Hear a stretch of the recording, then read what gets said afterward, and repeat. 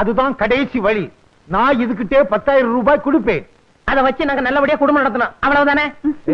அதுவும் இல்ல, 10,000 10 நாள்ல செலவு பண்ணி காட்டணும். 10,000 10 நாள்ல செலவு பண்றது அம்புட்டு கஷ்டமாக்கும். என் கையில கொடுத்து பாருங்க, தூள் தூள் கிளப்பிடுறேன். பொம்பளைங்கிட்டே 1 லட்சம் கொடுத்தாலும் 1 நிமிஷம் செலவு பண்ணும். அதுவும் வேற விஷயம். இதுகிட்டே அந்த திறமை கிடையாது. வடக்கே விநாயகம், இப்படி கிடைக்கே வா. இந்தா 10,000. இதுல 1 பைசா தர்மம் செய்ய கூடாது. நீ எதுவும் வாங்கி சாப்பிட கூடாது.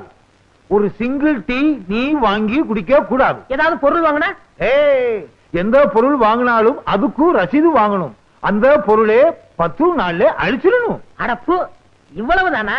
10 நாள்ல 1 பைசா கூட இல்லாம செலவழிச்சிடுறேன். இது சவால். அரசியல்வாதி மாதிரி சவால் விடாதே, செஞ்சு காட்டு. இந்தா ரசீது.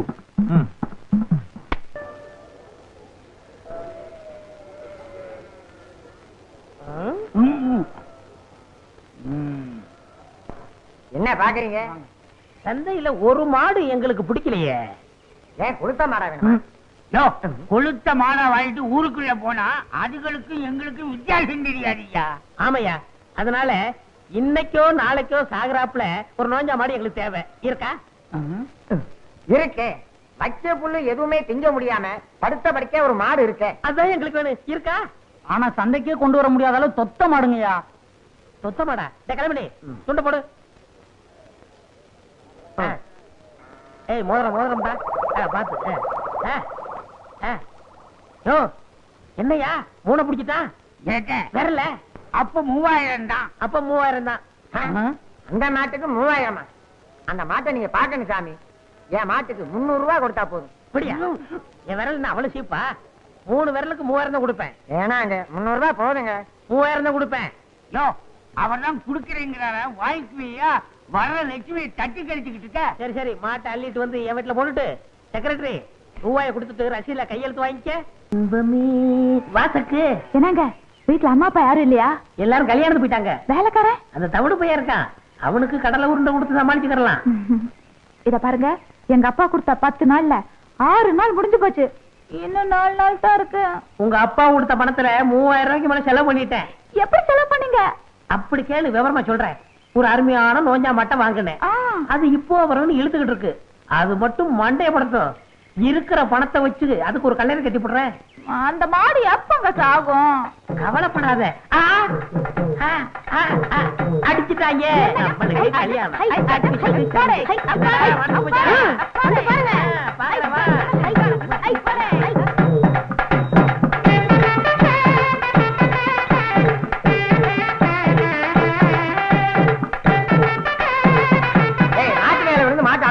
செத்து போகுது.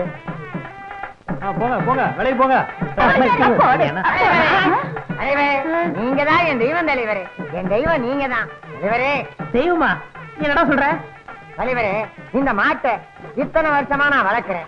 இது கண்ணுல மகாவிஷ்ணு தெரியற விஷயம் எனக்கே தெரியாது. இதை கண்டுபிடிச்சு 3000 ரூபாய் கொடுத்து வாங்கிருக்கீங்களே. நீங்க தான் என் தெய்வம் தலைவரே. நீங்க தான் தெய்வம். வாங்கிட்டு இந்த மாட்டு கண்ணுல மகாவிஷ்ணு தெரியாரா?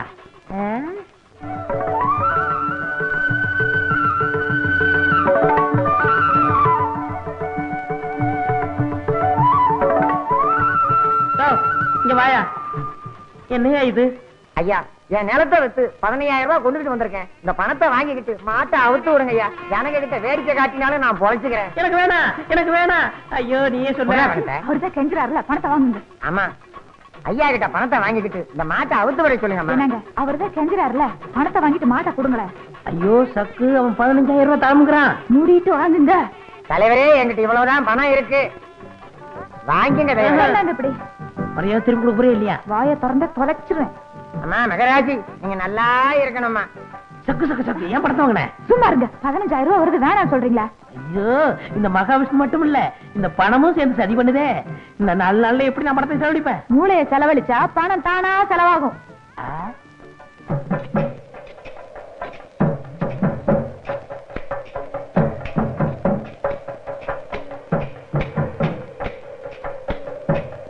பழனி எல்லாமே ஐயாவோட யோசனை தான். இந்த மழையவே வாங்க சொன்னேன், ஏற முடியாதுன்றார். அதனாலதான் இதை வாங்கி இருக்கிறார். சில சில்லற வாங்கிட்டேல்ல நல்லா தோண்டிங்க. மனத்தலையா என்னப்பா பழனியாண்டி மகனா கட்டாந்திர எதுக்குப்பா கடப்பாறுல தோண்டிட்டு இருக்க? இது ஏன் 20,000 ரூபாய் கொடுத்து நான் வாங்கியிருக்கேன். மேற்கொண்டு 1000 ரூபாய்க்கு தென்னங்கண்டு வாங்கி நடுறேன். ஏட்டா டேய் உனக்கு அறிவு வெட்டு போச்சா? கட்டாந்திர தென்னங்கன்னு வச்சா பட்டுல போகும். பட்டு போயிரும்ல? ஆமா. அதுக்கு தான் போய் வேலையை பாருங்க. உங்களுக்கு எல்லாம் வேலை இல்லையா? ஏய் வட்ட போட்டு நீ தோண்டினது போதும், மேல ஏறி போ. ஐயா என்ன? உங்க கை ராசியான கை, நீங்க கை வச்சீங்கன்னா அவ்வளவுதான். கீழே இறங்கி வைங்க.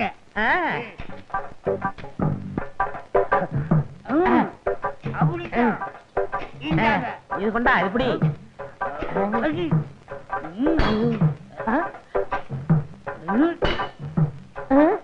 ஏண்டா அறிவுமணி, என்னடா இது சத்தம் கேக்கு?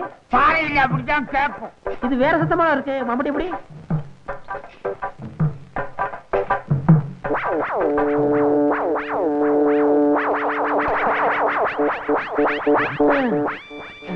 அறிவுமணி என்னடா பானை? ஏதாவது சோத்த ஒழிச்சு வச்சிருப்பாங்க. அட முட்டா போயலே அது புதையல்றா. புதையலா? புதையலா? புதையலா?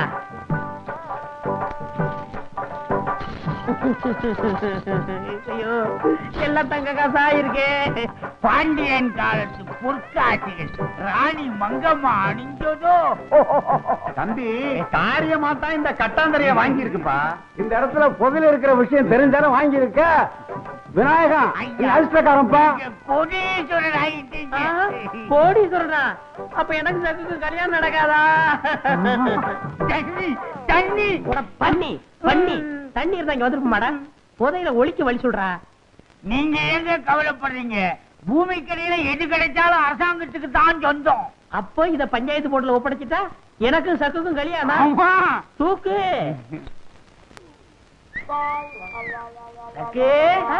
நீ இங்கயா இருக்க? ஜனக்கு ஜனக்கு நான் சொல்லித்தர்ற கணக்கு. என்னாச்சு உங்களுக்கு? ஏதோ மோர் சாப்பிட்டேன், என்னென்னமோ பண்ணுது. விடுங்க. ஐயோ, வேண்டாங்க. எனக்கு பயமா இருக்கு. நான் சொல்றதை கேளுங்க. ஐயோ, அப்பா வேற இல்ல. வேண்டாம். பெரியப்ப நான் பாத்துக்கிறேன். வேண்டாங்க, வேண்டாங்க, வேண்டாங்க. உட்டோ அரே என்ன மாப்பிள்ளைன்னு சொல்றீங்க? அடாடாடாடாடா. உனக்கு இருக்க அறிவு வேற யாருக்கும் வரும். தனக்கு கிடைச்ச புதையிலே அரசாங்கத்துக்கிட்டே கொடுத்துட்டியே. திடீர்னு புதையல்னு சொல்றீங்களே, யாருக்கு வேணும்? காரியத்தையே கெடுத்துட்டீங்களே. 10 நிமிஷம் பொறுத்து வரக்கூடாதா? அரே மருந்துன்னா மருந்து கவர்மெண்டே உனக்கு காத்துக்கிட்டு இருக்கு. என்னங்க சொல்றீங்க? பிபி நம்ம மாப்பிளே இல்லே மாப்பிளே பாண்டியன் காலத்து துட்டே கவர்மெண்ட் கிட்டே கொடுத்ததுனாலே கலெக்டர் இவரே பாரு ஆட்டுகிறார். எனக்கு பாராட்டு வேணாம், பட்டமும் வேணாம். எனக்கு உங்க பொண்ணுதான் வேணும். நம்ம பேபி தெரியல. முதல்ல பாராட்டு அப்புறம் புண்ணு. ஆவ் எனக்கு ஆவ் எனக்கு ஆவ் ஆவ் ஆவ் உட்கார், ஆகிருவா. அடுத்தவன் காசுல சாப்பிடுறதுக்கு ஆசைப்படாம மிஸ்டர் விநாயகம் தனக்கு கிடைச்ச பாண்டியன் காலத்து பொற்காசுகளை கவர்மெண்ட்ல ஒப்படைச்சிருக்காரு. ஆகவே இவர் சாதாரண விசுவாசி இல்ல, தேச விசுவாசி, ராஜ விசுவாசி, இந்த கிராமத்து விசுவாசி. ஆகவே நம்ம கவர்மெண்ட் சார்பில் நான் இவருக்கு 1 லட்சம் ரூபாய்க்கான செக்கை ஹேண்ட் ஓவர் பண்றேன். ஒரு காலத்திலே நீ எதை தொட்டாலும் மண்ணா போச்சு. இப்போ நீ எதை தொட்டாலும் பொண்ணு ஆகுது. என் பொண்ணே உனக்கு கட்டி வைக்குது. இந்த செக்கே என் பொண்ணுக்கு நான் சீதனமா எடுத்துக்கிறது. பொதுவா மாப்பிளை தானே சீதனம் கொடுப்பாங்க. அதை மாற்றுவோம். செக்கு எனக்கு, சக்கு உனக்கு. இங்க இருக்கு. விடுங்க, கைய புடிச்சு கொடுத்தா மட்டும் போதுமா? மாலை மாத்தணும். ரே வாய் மாலே குடு. மாலே